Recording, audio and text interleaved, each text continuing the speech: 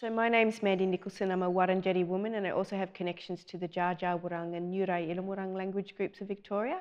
And on my mum's side, I've got German heritage, so it's a real beautiful mix of cultures there. What I've done for a lot of years is try to shine a light on Victorian First Nation culture. So one way that I do that is through language revival, so Woiwurrung is my mother tongue, and also through dance and song creation. So how it's all sort of come together is I found this book in my early teens and it had a bit of language in it because I grew up with no language, and it really hasn't been spoken, or definitely hasn't been spoken in our family for 3 generations. So when you think about that journey, so now I'm a grandmother, so that's a long time in between. I've always worked on trying to revive my language, and I was lucky enough to work at the Victorian Aboriginal Corporation for Languages for about 6 years. That enabled me to unpack it all and understand the pronunciation and the grammar. And that led into creating the Jiri Jiri dance group, which means Willy Wagtail. And I've written, I first sort of started off doing nursery rhymes because the tune was already there, and then I added the language. And then that grew into creating like cultural songs. So this whole project that we're involved in here, my role is to let go of the reins, give it to the younger ones, and them take the lead in actually creating something from them. I have been working on creating the songs. I can't dance. I've never been able to dance. I'm not flexible. I'm not anything. The only thing that has rhythm in my body is when I've got 2 clapsticks in my hand. I can do a beat. That's about all. But I've sort of grabbed a hold of what I'm good at, and I realised dancing wasn't that. So the girls are really great at me giving them a line. Like, for instance, one of our songs is about the Willy Wagtail being the spirit's messenger. So Wirigirial Murupu is spirit of the messenger spirit bird.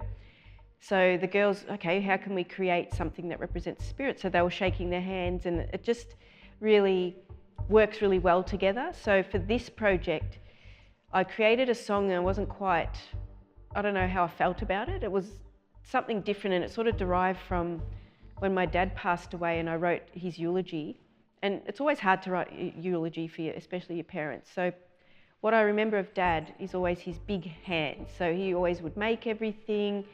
We'd get in trouble, you know, if we were naughty, but we deserved it. But it guides, it nurtures. And I wrote that into a song, and it's something a bit different because you're dancing about hands, which is opposite to usually dancing with your feet. So that's where that song derived from. So it has a really beautiful, endearing meaning to me, but it's all about guiding, leading the next generations, which works perfectly with this project because I'm just sitting there watching them and they're doing it all. And also Kira had a go at writing a song on the weekend. So she's written one about the butterfly and emerging and coming out of the cocoon and, you know, spreading your wings and becoming that leader. And that's what our whole group is all about, is getting the girls when they're young, put them through a ceremony called Murum Turukuruk, a coming of age ceremony. So Murum or Maram is body, Turu is the reeds in the necklaces, and Gruk is the feminine. So we take them out on country every year, and the ones that have gone through it already are mentoring the next girls coming through. And it's all about teaching them cultural law. So cultural law in one word is respect. So respect for others, respect for country, but most importantly, respect for self. And the girls that are a major part of this project, they were about 15 when they went through ceremony, and I was lucky enough to go with my 2 daughters, at the time were teenagers, and 2 elders. And it was in 2015, so it hadn't happened for 185 years. So I've seen them grow and lead, and especially Kira. She reminds me a lot of myself. As a young girl, I was very shy, I wouldn't speak. I was very insecure about just being a young woman, young female, but also being in a place that didn't accept who I was in my cultural identity. We moved at the end of primary school into my high school years off country, and that was a place that I even withdrew even more. And I could see those traits in Kira, being withdrawn, not confident, and she, through culture, language, she's jumped, and she's a leader of the group now. Like, really, I'm so proud of her.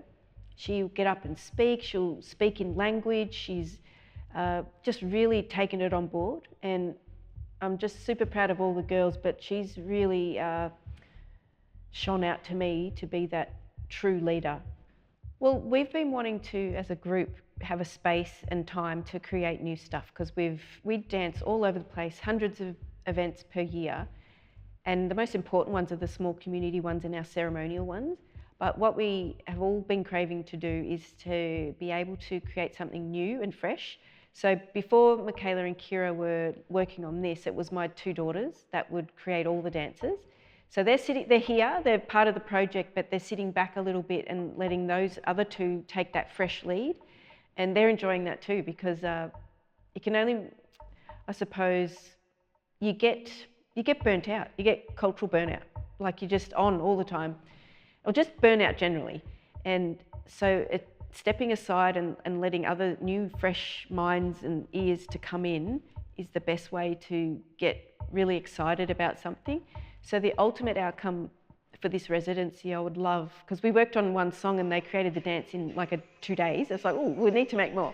So we're going to try and work on an ensemble, if that's the right terminology, to create like an experience and have maybe 3 or 4, maybe even 5 new dancers and get the girls to curate how that will look in a launch event.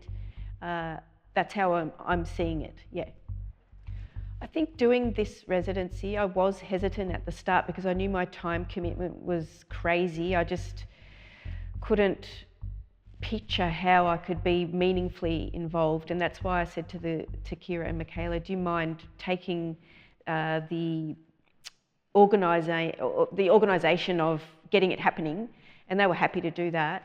And because I've been so busy, I think I'm just suffering from burnout just for doing this constantly for 10 years, but I love doing it, never will stop. But my body's saying rest.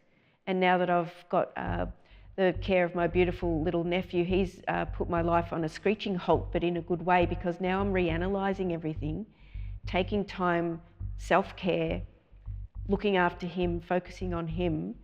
And I think it's such an important thing to remember yourself in your busy life, because if you're down, everyone's down.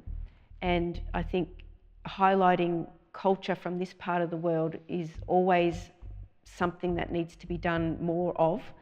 And I think the reason why I jumped on this is in the capacity that I could to be able to highlight our culture, and especially women's culture, because we are the only Wurundjeri women's dance group. There's a couple of other groups out there, men or mixed, but we focus on the strengthening of our young girls, because you can so get lost in this world, and just grounding them with culture. So that's the reason I really thought this project was important to be part of.